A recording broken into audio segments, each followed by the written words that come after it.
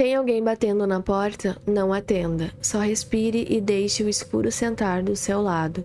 Você entrou no Vexa Contos de Terror. Aqui, cada ruído tem dono e cada sombra sabe o seu nome. Antes de abrir a porta de hoje, faz teu amuleto, deixe o like e ative o sino. Me diz de onde você está ouvindo e com quem. Tem coragem de seguir sozinho? Se alguma coisa arrepiar a nuca no meio do episódio, comenta a palavra-chave Vexa. Eu vou saber que a presença passou por aí. Agora apague a luz, ajuste o volume e não olhe pela janela.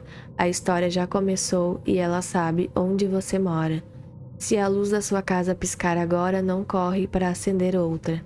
Só prende a respiração e escuta. Tem um som que não é vento, não é cano, não é vizinho. É um choro antigo, procurando alguém para responder.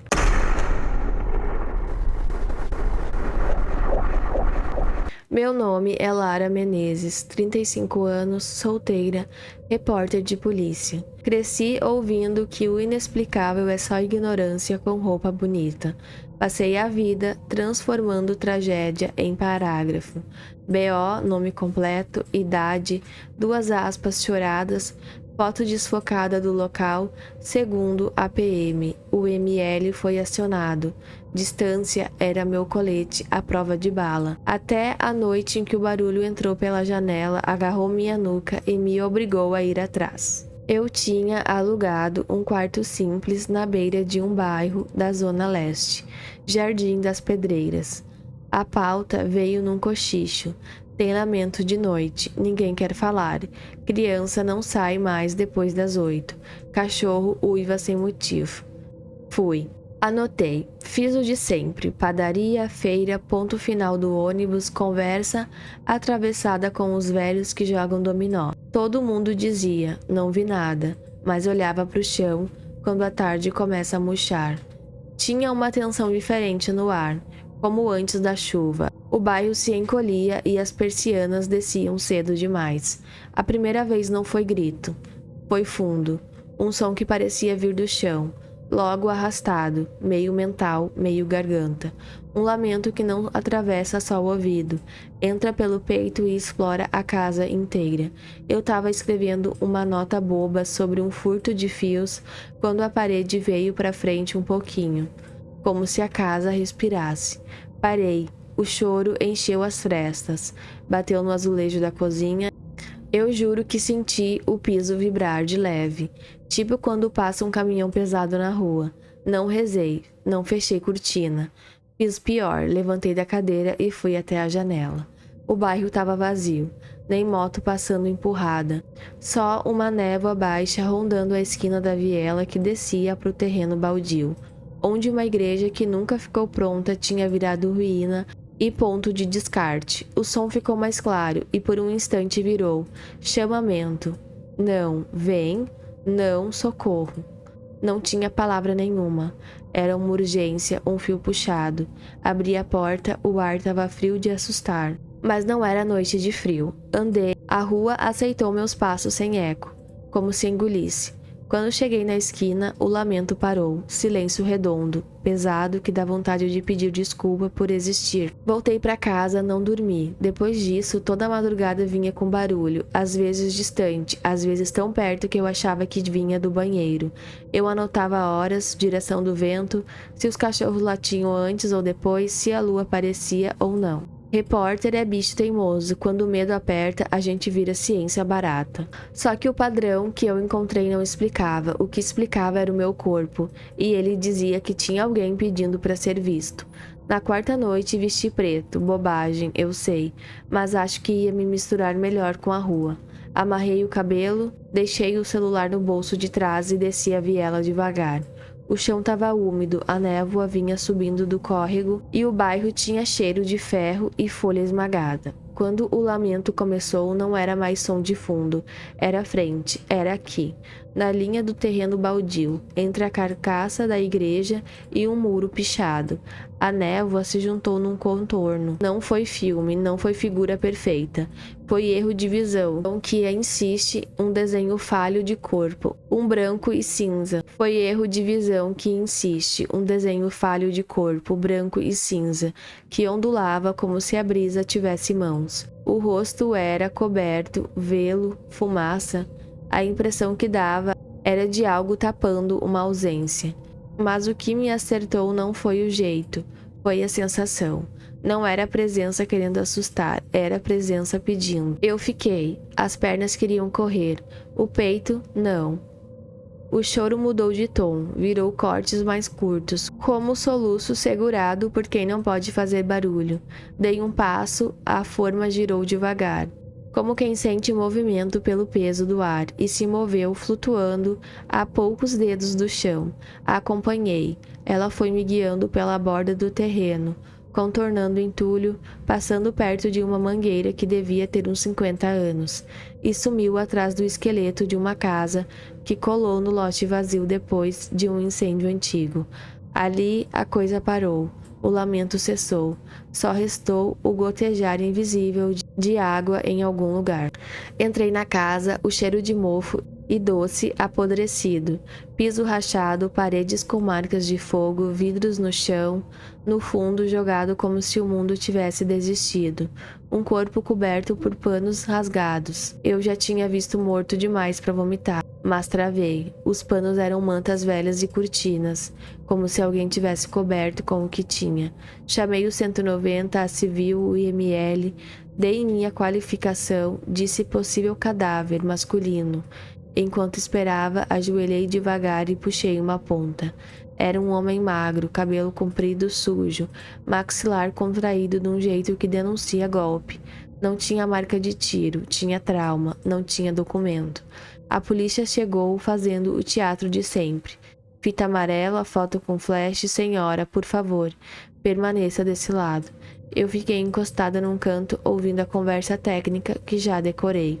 Rigidez assim assado, provável 2 meses ou mais. Lugar de desova, ninguém viu nada. Uma investigadora, que já me conhecia de delegacia, anotou meu depoimento rápido e sussurrou: a senhora tá se metendo demais nesse bairro. Eu sorri como quem pede desculpa por existir.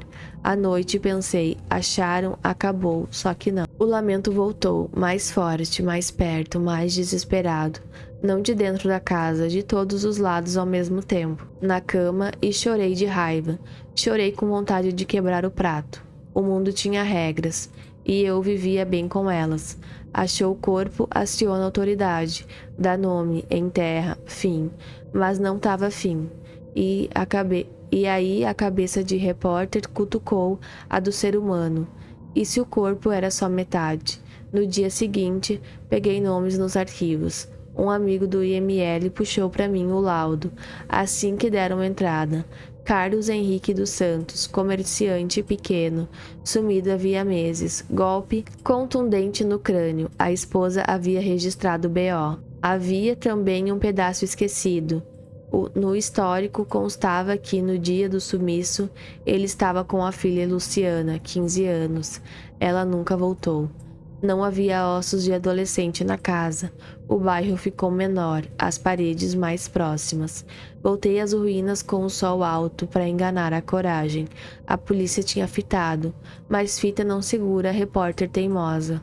Rebati os cantos com o olho e com a bota. Procurei no óbvio, porão, atrás da geladeira velha, debaixo do colchão emborrachado, nada. O cheiro de coisa parada batia e voltava, mas a gente acostuma com tudo. Quando eu já estava desistindo, notei um círculo de mato diferente, mais baixo, atrás, no fundo da casa. Perto do muro, que dá pro córrego. Ali tinha sido mexido.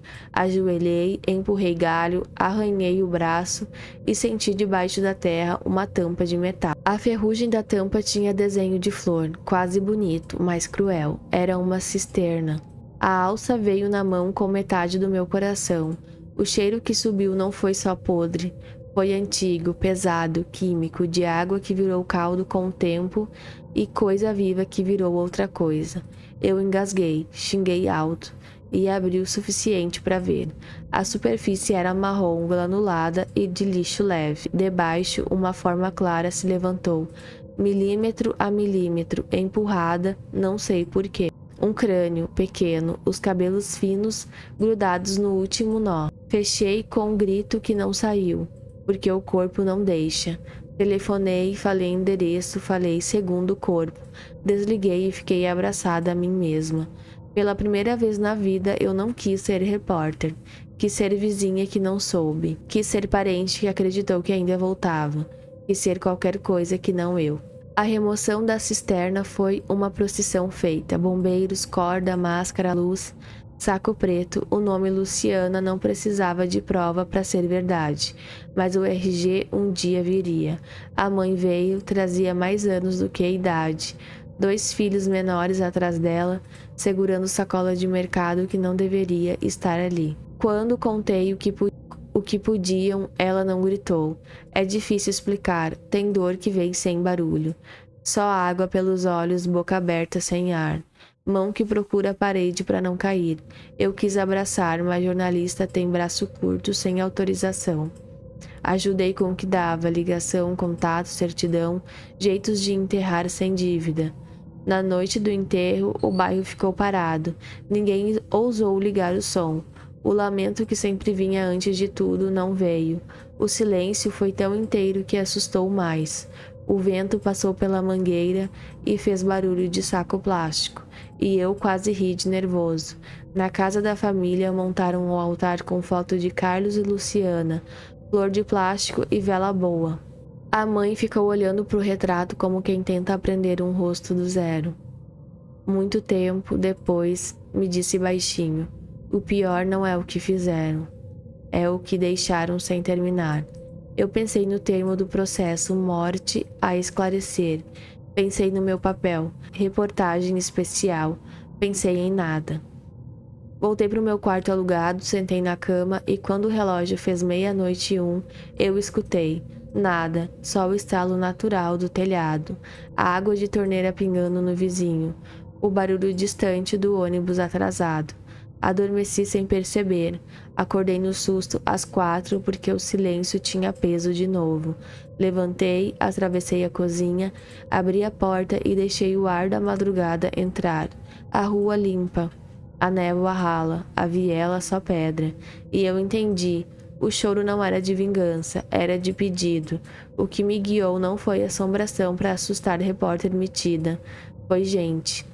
Nos dias seguintes, escrevi a matéria como uma oração, sem enfeite, sem adjetivo preguiçoso, sem mistério.